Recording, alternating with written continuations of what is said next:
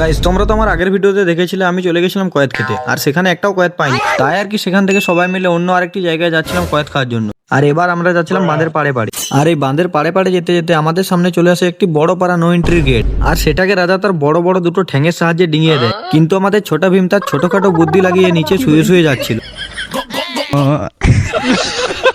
Guys তারপর আমরা কয়েদ গাছের কাছে এসে দেখি এখানকার গাছেও একটাও কয়েদ নেই, আর গাছের মধ্যে কোনো কয়েদ ছিল না বলে এদিকে দেখি সবাই মিলে ঝোপের মধ্যে কয়েদ খুঁজতে লেগে পড়েছে। চলো তাহলে বেশি বকবক না করে আমিও লেগে পড়ি কয়েদ করতে, কারণ আমি যদি না করি তাহলে সালার আমাকে কয়েদ না দিতেও পারে। আর এরকম করে প্রায় 2-3 ঘন্টা কয়েদ কুড়ানোর পর আমাদের এক বস্তা না মানে এক গামছা কয়েদ কুড়ানো হয়ে যায়। আর এখন আমরা এগুলিকে অন্য একটি ফাঁকা জায়গায় নিয়ে যাব, কারণ এই ঝোপের মধ্যে কয়েদ খেলে কেউ আবার উল্টো পাল্টা কিছু ভাবতে পারে, বুঝতেই পারছো তো। আর তাছাড়া ভালো একটা জায়গাতে বসে কয়েদটা ভালো করে চেটে পুটে খেতে পাবো। ঠিক আছে তাহলে তোমরা ভিডিওটা এখানে স্কিপ করে চলে যাও, না হলে এর বেশি দেখলে তোমাদের জিভ থেকে আবার ঝর্ণা ঝরতে পারে।